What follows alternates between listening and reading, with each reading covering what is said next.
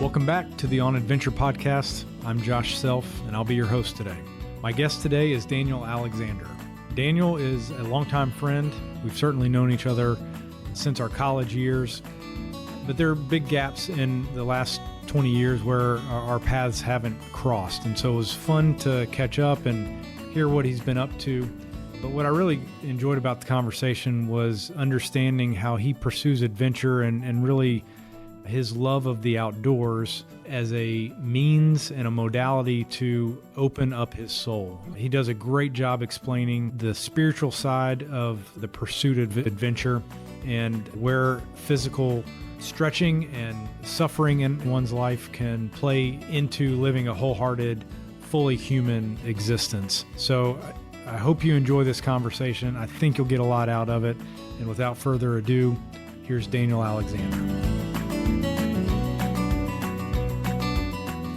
So, Daniel Alexander, we're at the On Adventure podcast, and I appreciate you being here. You have a competition now because our first guest, Brew Davis, former roommate of yours, this just has to be a better interview. I mean, you've got to win that. Well, we'll see how it goes, but naturally I will win it. It'll be easy. Not that you guys were ever competitive at all with anything at the Misty's house. Okay, so you and I know each other from Carolina. We've had a couple UNC folks on the podcast so far. Naturally, good athletes, good stories. Yeah, always just winning. Great people right. all the way around, yeah. What I try to do with these conversations is dive into what adventure means to you, how you've pursued that in your life. And as we were just talking, what does the everyday explorer look like to live out? But what I've also seen has been consistent is it starts somewhere early. Like for my 90-something-year-old guest that I had on a few weeks ago, she didn't get into adventure until her 40s. Well, she had 50 years after that to continue. But for you, do you recall kind of a time early on where, whether it was getting into the outdoors or doing something just particularly hard, what's the first memory of pursuing something like that you have? Family. So I grew up with two brothers, and Older or younger? Two younger brothers. Okay. So I would say adventure somewhat is inherited from probably my father and then on down to us.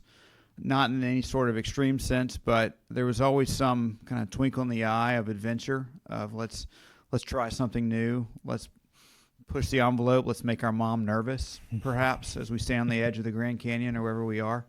So we enjoyed growing up. We would shoot each other with BB guns and run around the woods in the backyard of Buckhead, Atlanta, and probably scare the neighbors and things that you shouldn't do anymore these days. Buckhead's not really known to be an outdoor haven. It's kind of in the middle. It's not, but you can find your places, which is probably part of the theme of my life as we go forward. But yeah, we grew up enjoying it. Favorite memories probably growing up were taking family RV trips out west, hitting the road. We did it 3 times, I believe, and we've carried that forward into my family now. So, how old were you when you were doing that growing up? Middle school and high school. So 6th grade, 9th grade, 11th grade summers, we hit the road, and we would leave from Atlanta and spend 3 or 4 weeks. Both my parents were teachers. Okay. We had that opportunity, and we would go and explore, get out and do crazy things and run around and, again, make mom nervous and shock her nerves all the way to the end. But, yeah, we had a good time. We had plenty of wrestling and all that with brothers, but that's probably where it started. Just the enjoyment of the moments of let's do this together and, oh, hey, let's try this something new and see what happens. How close in age are your brothers to you? So we're all about 2.5 years apart. Okay. When I was a senior, I had one brother who's a freshman in high school, another brother who was 7th grade. Did you guys get along, or was it like just competition with everything? There's a lot of competition. Yeah. We got along, but we fought. And, who knew that was kind of what the books say about rite of passage and brothers and all that kind of stuff. I wasn't reading those at that point in time. But as the oldest, I wrestled in high school. So that certainly pushed my limits. And that was a good thing because I ended up being the smallest of the 3 brothers. Right. So my middle brother and younger brother played football and were a little bit bigger. So it was nice to have, done that. But we had a good relationship to the point now that we all live here in Raleigh. Oh, really? And nobody moved back home. We're all here in Raleigh, married and with kids, and now my parents come up to Raleigh for family time. Yeah. Your parents still live in Atlanta? They are, and they come up here. They have a condo in the area and come up, and we continue adventures. Both my parents are, well, they probably don't want me to say how old they are, but they are impressive as far as their youthfulness and what we do and how we still get outdoors. And we were deep sea fishing about a month ago with both my parents, my mother and my father, and they were out catching fish, getting blood on them, and enjoying just being all together. Not afraid to get hands dirty, it doesn't sound like.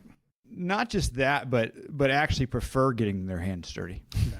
My dad has had a great career in the law profession, but his twinkle remains when we go up to our family property just north of Raleigh and get dirty and build things. And that's interesting because you said has taught law in the university setting. That's not really known to be an environment that people like to get their hands dirty. It's more heady. So where did that come from for him? That's a good question. DNA.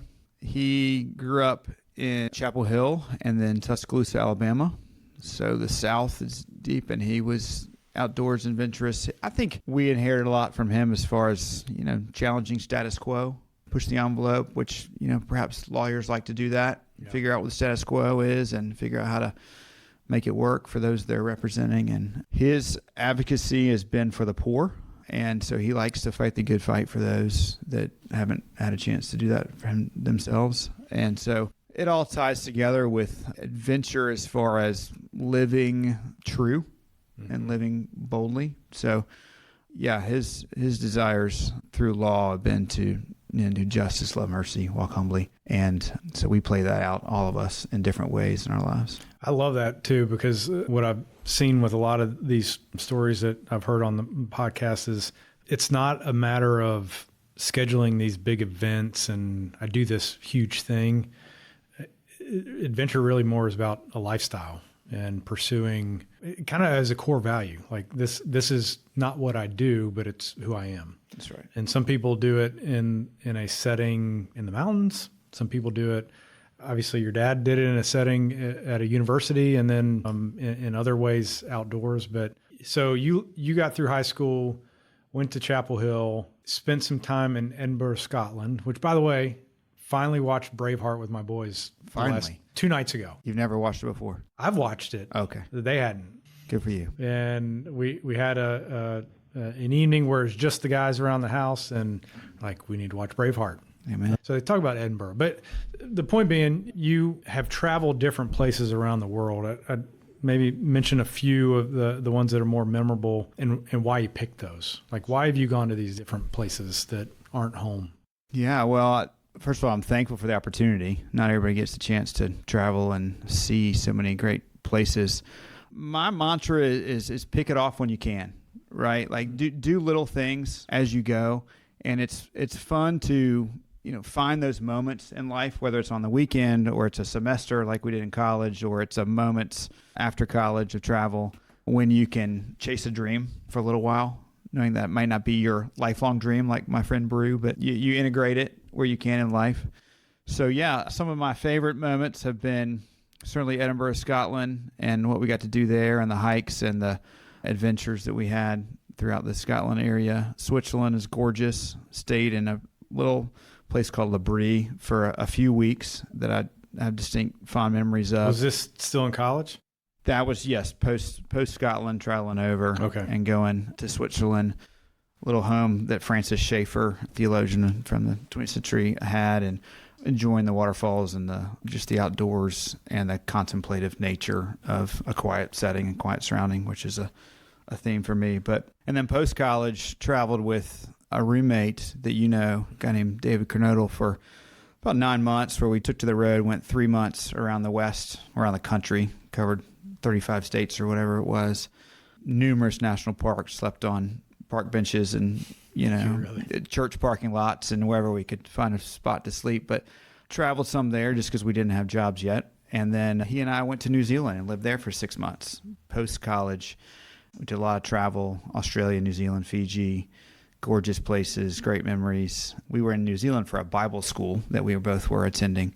And on top of that, found our way around to do some fun adventures there. So those are my 3 favorites in the early days of my adulthood. More recently, we've taken 4 summers as a family and ended up being repeats of a little bit of what I did as a kid. And for all the 5 last summers, we've taken 2 to 3 weeks and hit the road and either gone west or spent last summer a little bit in Iceland and some of Europe and finding the adventures where we can throughout those areas. Do you plan the adventures when you go to places, or do you just show up and see what happens? So I'm a planner by trade, and it's part of what I do for a living as well. I help nonprofits strategic plan, and that's certainly in my personality. I love to research, love to figure it out, love to make the epic plan. And then these days, what happens with that plan is I give it to my wife, and she takes about half of it out, which is a good thing because my plan is not necessarily built for a family of 6 at all times. But once we get through that half, then we end up with what we've got, and then we can add another 20% back when we get there. So that's the back and forth that we do, but have a lot of fun. And I don't want to miss anything. If you're out in Montana, you don't want to miss. So I'm always trying to pack more into the moments of adventure or of family time, quality time, pushing the kids in different ways, things like that. At this point, have you done it long enough that the kids are like bought into it, or do you get eye rolls or like, come on, Dad, not this again? So it depends on the kid, right? You've got them, right? They're all different. Oh, really? I didn't realize that. That's right. It's shocking. It's fascinating to see. It depends on what I'm saying, what I'm suggesting, where we're headed, but they all love adventure. Not to keep using your word, sorry. But they do. They love the newness. They love to get out in their own different ways. Yeah. So the fun part for me over the last 7-8 years has been to discover their passions and to join them there. I consider myself a pretty wide generalist in a lot of things, again, vocationally and as far as travel and excitement, but they have their own things that they love. Mm-hmm. One of them is avid fisherman. So that's what we'll do when we go anywhere. We'll find water. Even if we don't catch anything, we'll find water.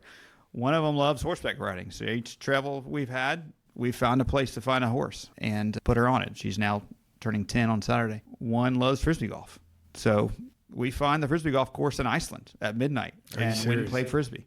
And it was crazy. We've got great pictures at midnight running around chasing Frisbees. The sun was still up? The sun was still there. Yeah. Wasn't high in the sky, but enough to, feel like it was 6 o'clock in Raleigh. And then one just loves living on the edge. So we find a little bit of danger where we can to jump off the waterfalls or climb the cliffs kind of thing. Yeah. That's pretty cool. So a little bit for each one of them wherever you go. That's right. Still figuring out my wife as far as, for the most part, taking a walk is good for her. So we do that when we can and get out. And she, like my mom, goes along for the ride sometimes. Yeah. That's pretty cool. So do you have anything coming up this summer? You guys traveling anywhere? So this summer, we're taking the summer off because we decided that all the children needed to work. So they have jobs. J-O-B. And it's good because I'm sending my oldest one off to college next year, as you just did. And so it's a little bit of transition phase for them. So my shift has been more towards thinking about local for a couple different reasons. Hence the idea that I've thrown to you before, which is the North Carolina has a great trail now called the Mountains to Steez Trail. Mm-hmm. And the idea of saying, hey, let's make local our playground versus, the last 5 years it's been the world.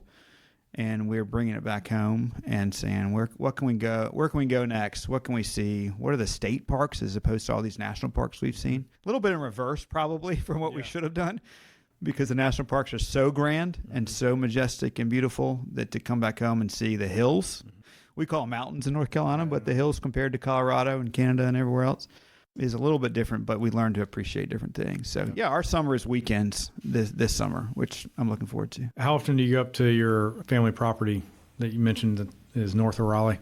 That's right. We bought it about 9 years ago. And it's a combination of my parents, my brothers, us, all of us kind of went in and said we need an outdoor place that we can get to. And I try to make sure I'm up there at least a weekend a month. Okay. I'm trying to convince my colleagues that I should be working from there more often, but it hasn't happened yet.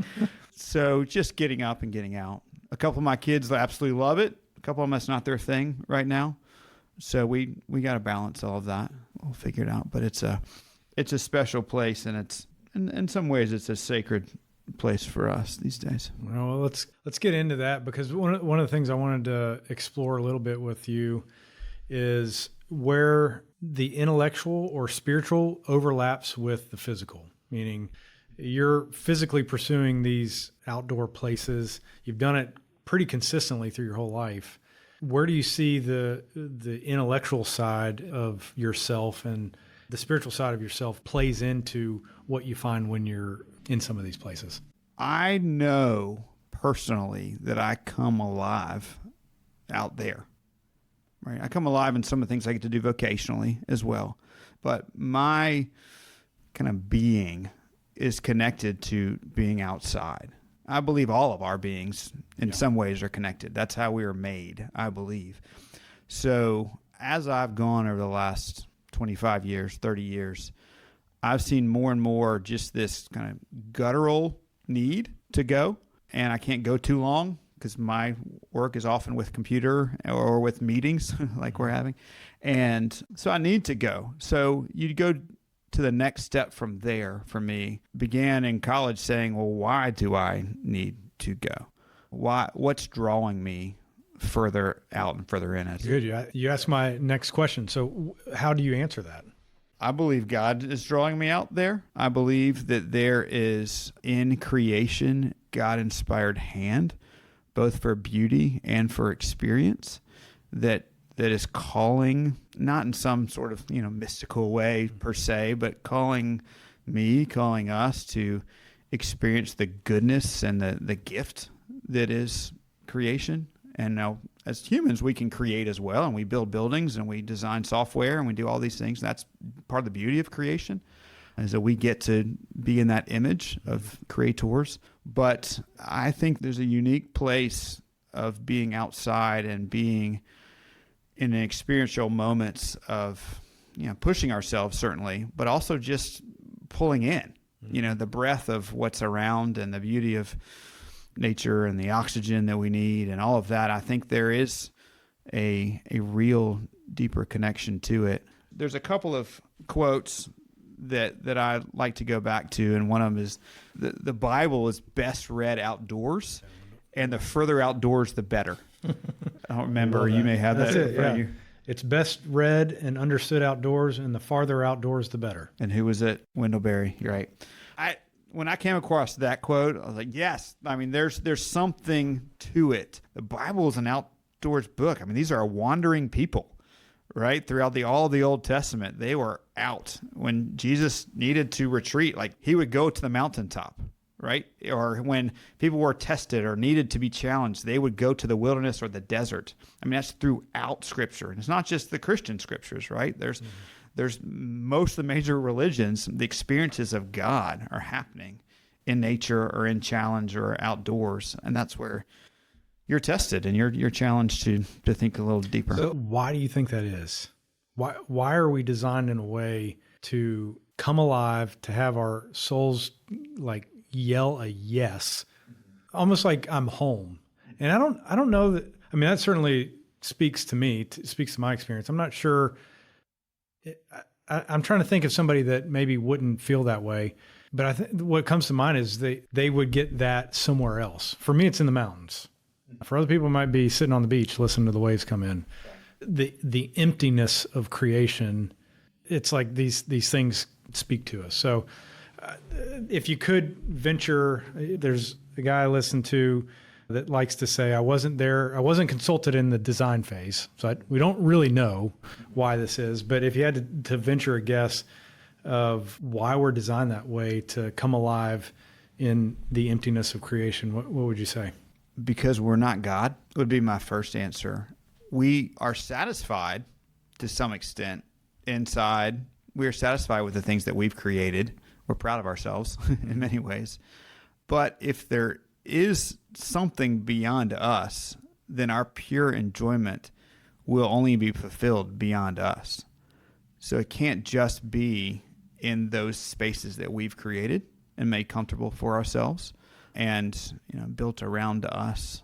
It has to be beyond where we walk and breathe in our normal areas. Going back to your point of are there people that resonate Does everybody resonate with what I'm saying there? I know a few folks that would probably debate that. Push back a little bit. Would push back on that. I have to be outside. I have to. But I think you're right in the sense that they still are either looking for or have found outside of themselves that itch needing to be scratched, outside of, what they can cook for dinner, or, the prescribed TV shows that we all love to watch, or whatever it is that we can consume.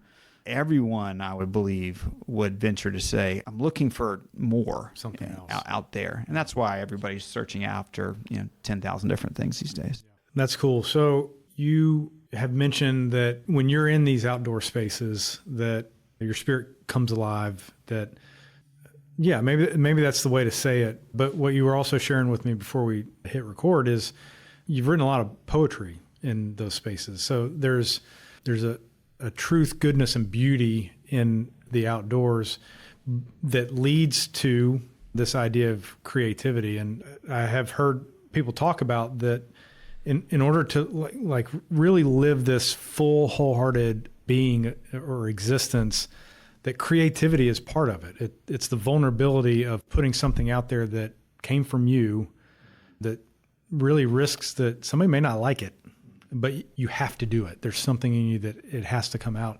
So if you could maybe try to connect these dots of why does that happen for you when you're in these spaces that are bigger than who you are?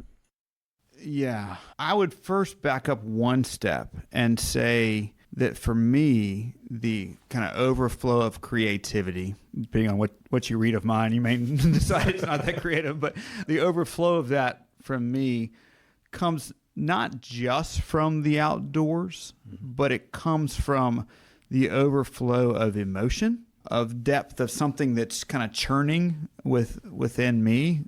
I'll go back for me to the first time I remember writing something that I look back on. I'm like, hey, that wasn't bad as far as poetry, not something for class or things like that. But I remember coming back from my high school graduation on graduation day, and it was powerful because I had a great group of friends, and we had a time of our lives in high school kind of thing, and it all was kind of ending at that moment, or at least it felt like it. And so I just sat down and just wrote, and out of that came a poem that I ended up giving to my 15 closest friends after a couple weeks later, that some of them still have around. And I've seen that a couple times in my life. Like, I just need to, get this out. And another friend of mine passed away of a heart attack about 4 years ago.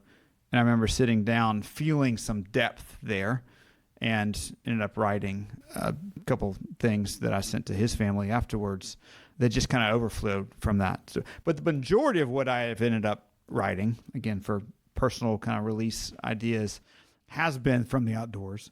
And the bulk of it came when COVID hit. And things got crazy.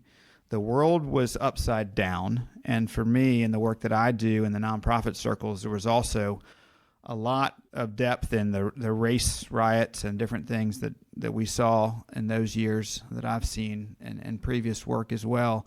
And all of it sort of came together.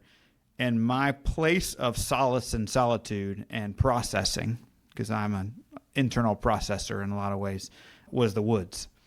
So I just went to the woods, most weekends or most on a regular amount. And that's where it allowed me to have space, allowed me to have time to think at a higher level of what is, what I believe is God ordained in the moment of watching his creation, being within it, walking within it, all of that. And all of that coming together of heavy emotion plus perspective of, the outdoors and what that perspective can give you, allowing me to go, okay, let's either celebrate what we have, enjoy it, lament it, travel through it, whatever the case was in the moment. And, a couple fun things that resulted from that. Sounds like being accessible to whatever emotions come up and then turning that into creating something from inside of yourself. Did you learn to do that? Did somebody model that for you? How did that come about? That's a good question as well. I would say nothing jumps off as far as learning to do that.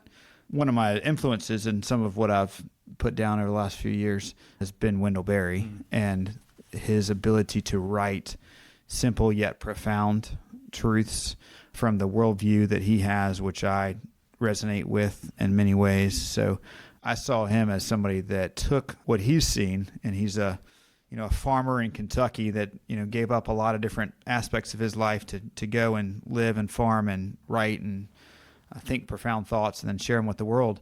I was impressed by that and felt like, there's all these internal thoughts that I have need to find their way out in some sort of simple manner that I can, sit with and process. So that's the biggest thing. I also, growing up in a house with two brothers, as much as my mom is fabulous and try to get us to get in touch with our emotions and to share them, I probably have needed to learn how to do that, but that's been learned through experience and through the gift of marriage and child raising and everything else. But that wasn't as natural for me. So finding an avenue to do that's been good. Yeah, I guess that's what I was getting at, is natural in the sense that this was part of your family tradition and history and modeled through that growing up, or, learning through kind of baptism by fire. Like you just figured out that this is a way that you have to process through really hard things. I think I figured it out. I think it's the latter. I think I just kind of figured it out.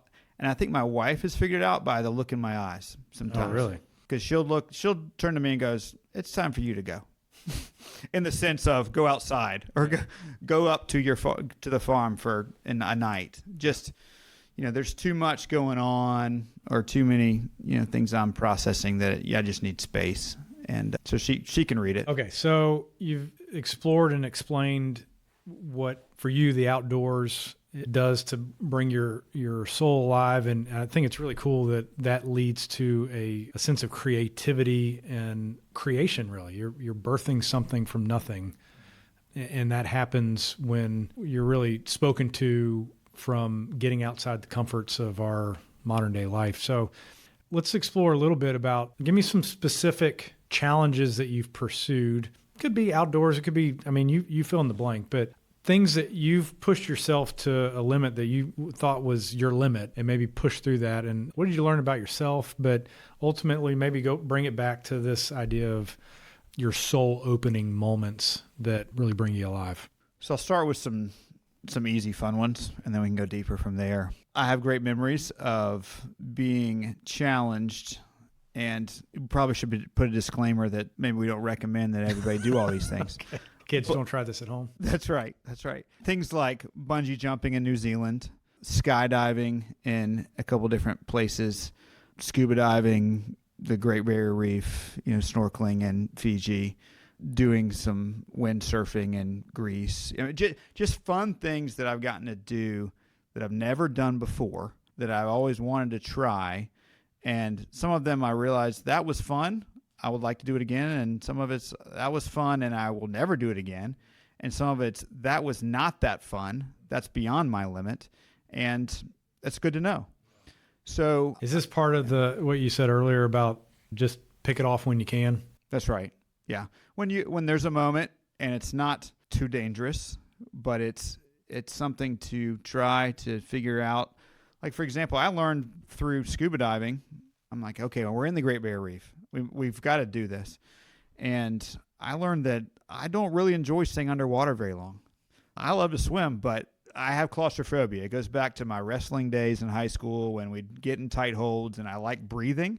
And that just was kind of annoying to me that I wasn't able to breathe very clearly. Kicks your fight and flight response. That's right. So both there and skydiving, and I hiked a 14er in Colorado with a buddy about 5 years ago, and all of those came back to, I'm not sure that's my itch I need to keep scratching because I like breathing too much, and those things are challenging while trying to breathe well.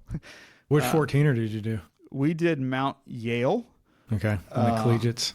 Yes, and the fun story with that was I had never done a 14er outside of driving up Pikes Peak and then walking 500 feet. And this friend has a goal of doing all of them by the time he's 50. So we run together all the time. And I said, I like to go give it a shot. I always think I can do all of it. That's part of my probably Shakespeare would have called it the hamartia, right? Your tragic flaw, that you can do everything. But so I went with them, and we got off the plane, got in the car, drove to the mountain, and we're up on the mountain within 2 hours of getting off the plane. Yeah. I had never experienced altitude You went problems. straight into the hike? We went for it. Oh, my And gosh. 6 hours later, or whatever it was, Kids, don't try this at home. my friend and I called my wife, and she talked to him and said, don't let him die.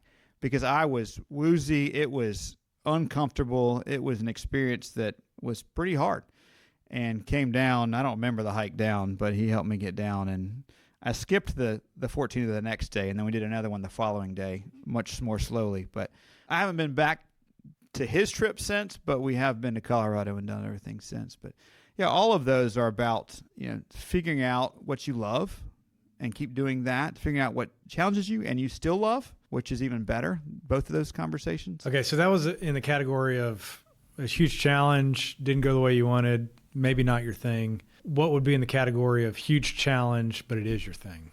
So a couple thoughts come to mind. I've fallen in love with the Spartan Race series. We've done, 6 or 7, 8 of those at all the different lengths, the 5Ks up through the whatever they were, the half marathons. And there's this unique combination for me, being a former cross-country runner, of running yet having little obstacles along the way that you get to learn how to navigate, and the strategies, figuring it out and testing yourself. I still can't ever get that sandbag all the way up because I'm not very heavy myself.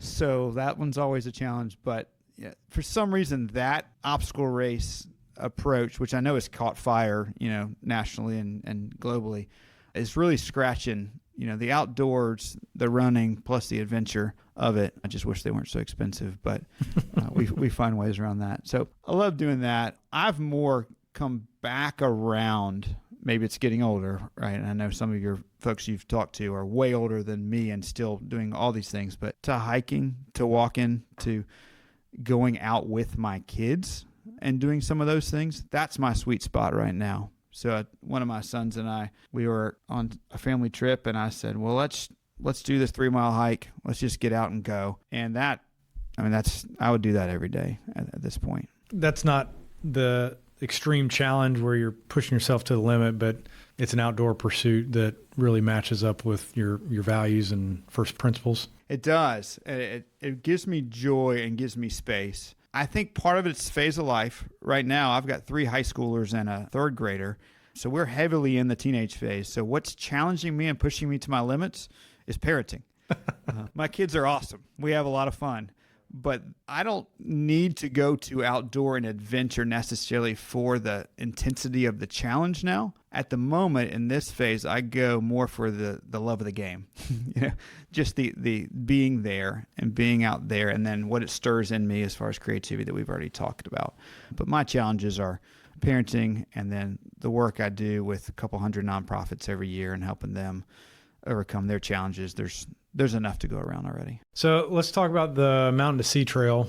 I'm familiar with the parts that are around Raleigh. I've also hit some of the parts that are up in Pisgah that kind of cross section with AT at different points.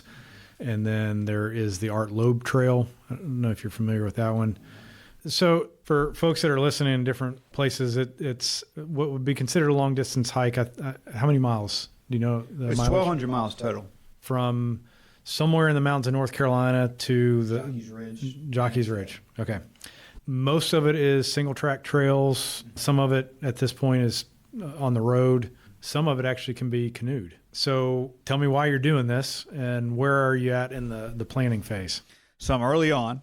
So it's a little bit of the vision phase and the dream phase. But like I mentioned earlier, we've gotten to travel as a family. We've gone out and done lots of things. And parks are getting more crowded, and I'm trying to figure out how to keep pushing. So my realization was my kids, again, our phase, we're traveling all over North Carolina for track state tournaments or, different little trips here or there or outings with the YMCA or whatever it is. We're out there already.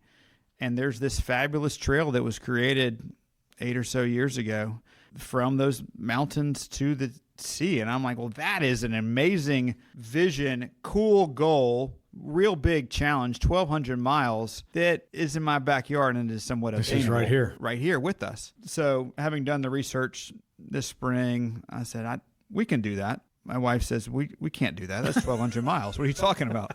I said, no, we can do that, but we can do it in 10 years. So that was my thought was, we'll just chip at it.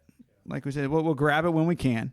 We'll kind of carpe diem it, right? Seize the moment of, wherever we are. Oh, we're near, this hike, or we're near this bike, or we're near this kayaking thing. So I've done 4 or 5 sections of it now, small sections. Or when we went to a fishing tournament, we were at the coast a month ago, I got on the bike and did 15 miles. I was with my parents another point, and we were close to it. So 6 of us, including my parents, walked 4 miles of it. So it's one part for me outdoors, and is one part experiences with others. And that's, introducing them to what's out there, whether it's kids or people that haven't gotten to do it, or just, the walking, talking, as opposed to the sitting, eye to eye always. You can get out and go. There's a lot that stirs within everybody that comes out. So, yeah, that's my hope. Over the next 10 years, whoever's listening can call me and say, how did it go? So hopefully I'm finished. But yeah, the fun part of finding the moments to chip away and be part of something bigger, that's the compelling. Because one hike is great, another hike is great, but when you tie it together and you see the breadth of it, maybe there's something cool for me about not being from North Carolina, being from Atlanta, and discovering more and more of the state. Now that I've been here more than half my life, I feel like I can claim North Carolina finally, but feeling like it really is truly home, and I should get to know home as well. We've got mountains, we've got the Piedmont, we've got, great expanses of water. We've got, obviously the coast. So there's some kind of little perfect gift that's wrapped up in it as we go. What I hear from you though is you're picking off these adventures based on where you're at in life. So some of the bigger overseas, I'm blanking on a term, but just like the big, bold, audacious things doing around you did that at a time in your life when it was you, right? I mean, you had no responsibilities. You could do these things on a whim. And then as the kids came along, younger years, you've taken the RV and put all the weight of the travel on the RV and gone to different places. And now it's a different phase.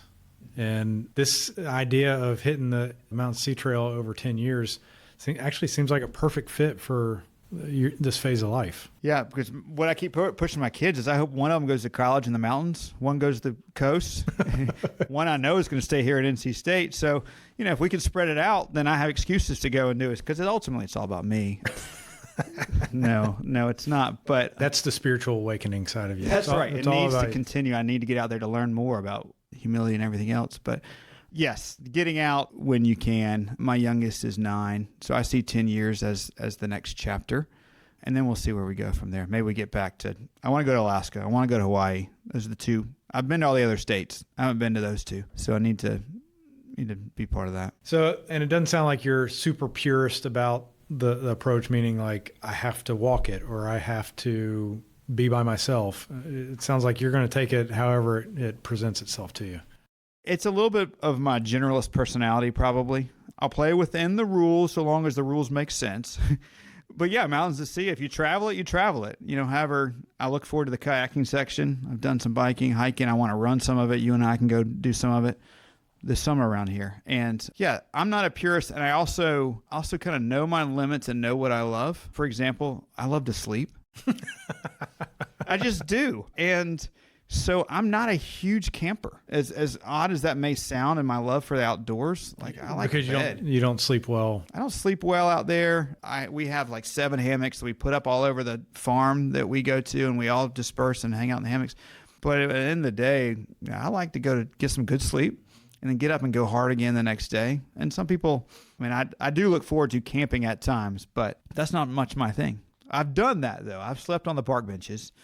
And they're great random memories, but I'm too old for that now. Yeah, that's like your original dirtbag moment of scrounging from thing to thing. And not to go back to those stories necessarily, but I would think the planning for those kind of trips probably feels different than the planning around what you're trying to do with the Mountain Sea Trail. Meaning, that you could be a little more whimsical or flexible at that point. And now in your 40s, you're not going to go not have a plan in place with the idea that I'll just sleep on a park bench. Yeah, that's right.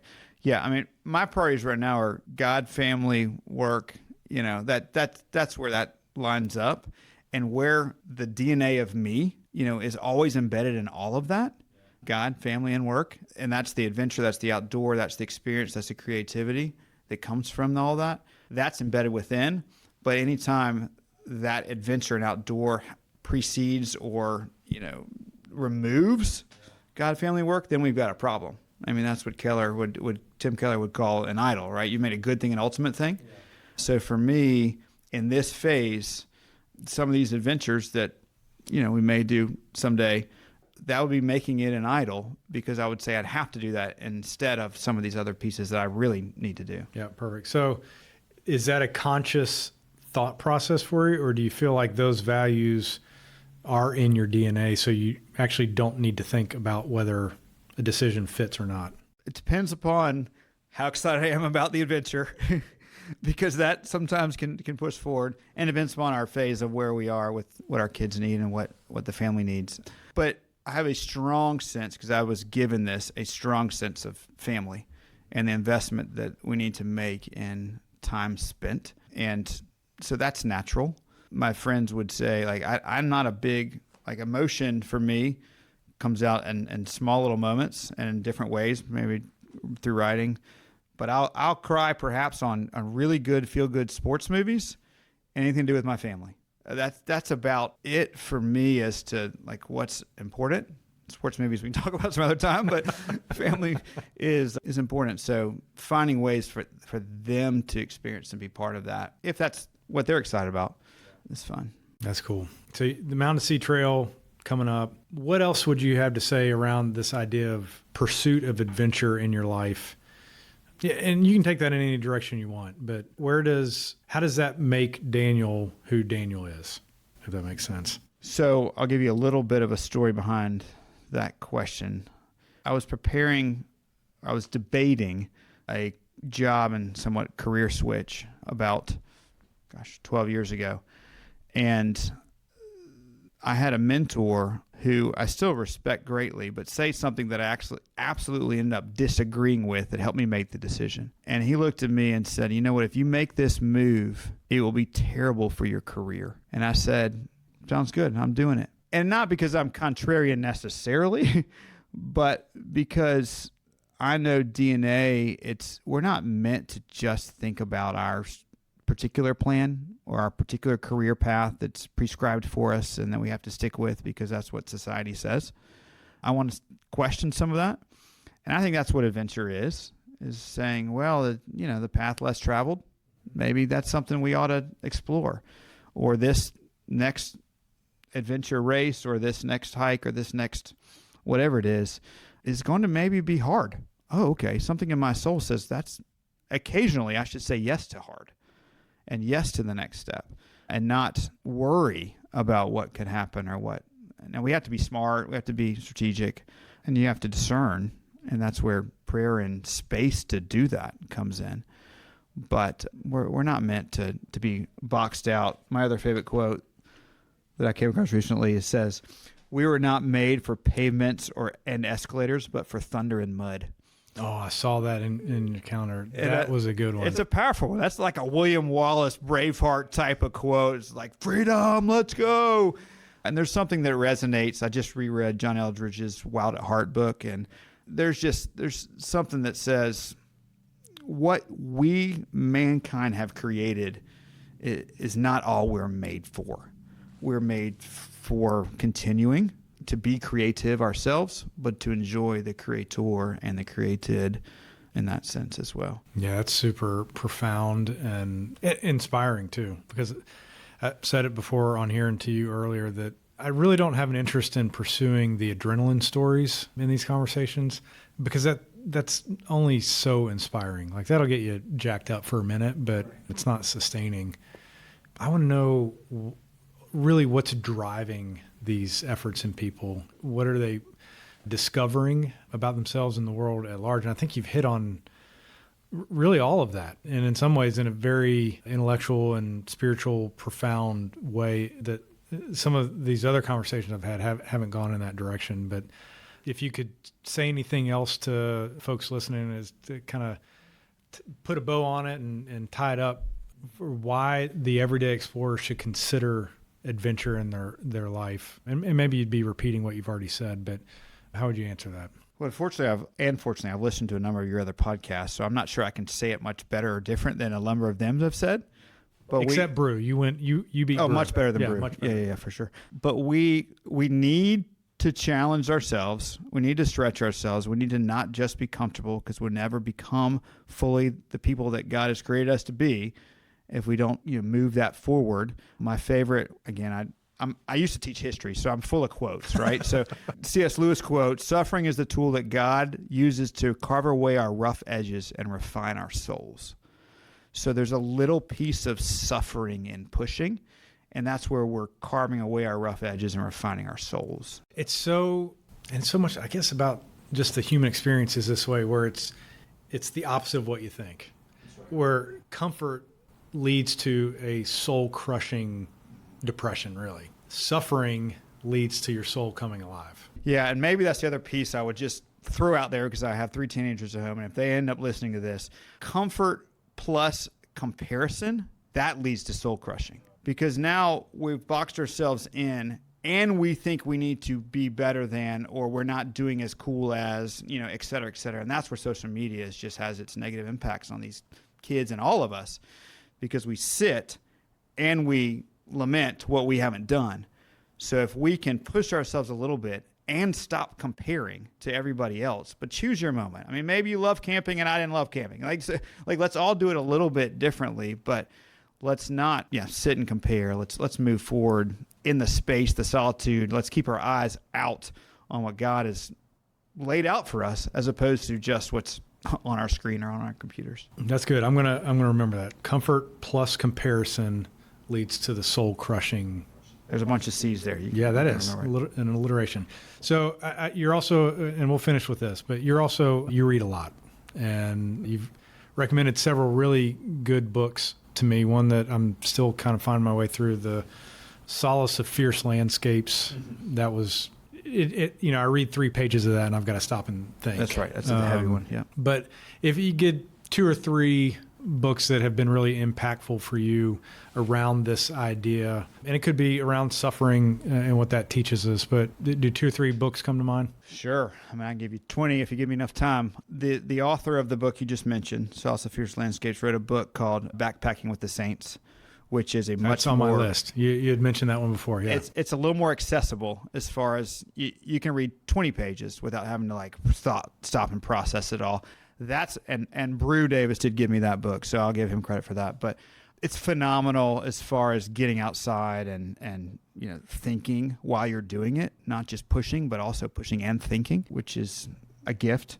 I loved the book I read a couple years ago. Again, thinking about the chapter of life, but Last Child in the Woods is a book by Richard Louv, and it's about the urgency of our kids getting outside and what we're losing by staying on technology, all of that. So that's a phenomenal one. I'm recommending a lot of Wendell Berry these days. My favorite poetry book of his is Sabbath Poems, and it's just he would take walks, and just walks, not adventure climbs down Kilimanjaro, which would be amazing, but not much oxygen, so I'm not sure I'll be there. But he'd walk and observe and appreciate. And I think that's a great place to start with him as well. Okay. Very cool. Daniel, we've done it. I appreciate you coming in and having this conversation. I learned a lot. I think we'll see if the audience lets you win over Brew. I think that'll be an ongoing. Put a poll out there. Yeah, put a poll out there. There we go. But I really appreciate you coming in. I think this has been super fun and certainly very insightful. So thank you. Great. And if anybody wants to check out a section of Mountains to Sea Trail, call me and we'll check another piece off. I'll put some sort of contact information in the podcast episode. So that'll give me an excuse to get out there. Yeah, now you got to do it. That's right. All right. Thank you. Thanks.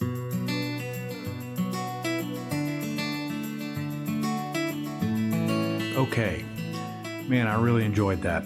I hope you did as well. The next one will be coming at you in a couple weeks, so stay tuned. Until then, I hope you have your own great adventure.